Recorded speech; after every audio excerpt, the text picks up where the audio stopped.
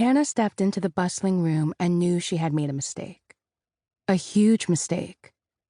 She should have stayed home. Instead, she was at a fancy cocktail party packed with some of San Francisco's finest. Her best friend Flo was already sipping a drink and chatting with the bald-headed gentleman. Probably some Silicon Valley tycoon she wanted to snag as a client for her real estate firm. This was the only reason Flo came to these sorts of events, and usually she dragged Hannah along on the promise they would have a good time. But now, Hannah was alone and watching a man maneuver around a waiter and approach her with a haughty, overstated gait that seemed like a desperate plea for attention. "Hey, I'm Blaine." He flipped his blonde hair from his suntanned face and grinned with the confidence of a man well aware of his Ryan Gosling-esque appearance. "And you have to be the most beautiful woman I have ever seen." The most beautiful woman. Hannah suppressed a snort. Did men ever tire of doing that?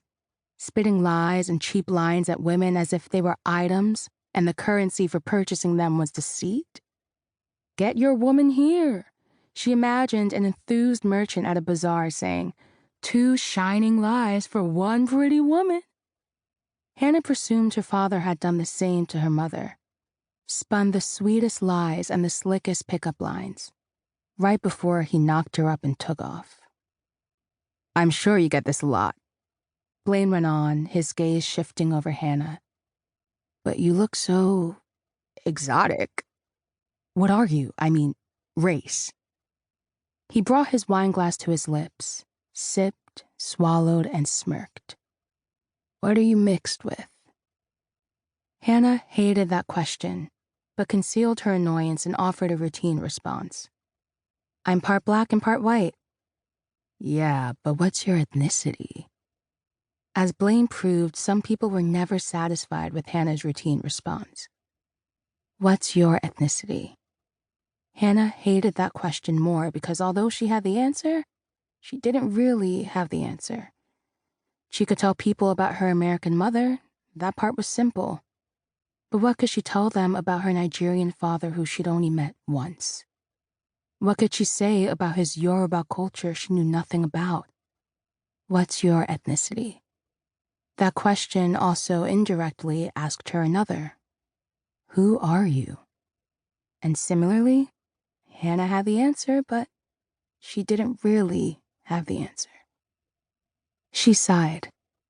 She should have just stayed home to work on her article before the deadline on Monday. Better yet, she should have volunteered at the youth center like she did a couple of times a week. Rather, she was attending a cocktail party in a luxurious penthouse that, through its floor-to-ceiling windows, had a spectacular 180-degree view of the San Francisco Bay Area.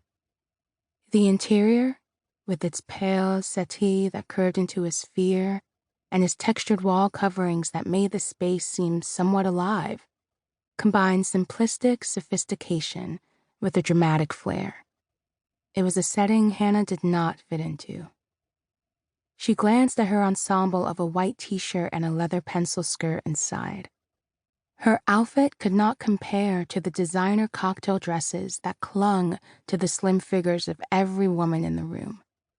And her red 9 West stilettos, which were rubbing against her sore toes and surely cleaving a layer of skin, could not compare to the Christian Louboutin pumps, with their signature red soles reflecting on the polished floor.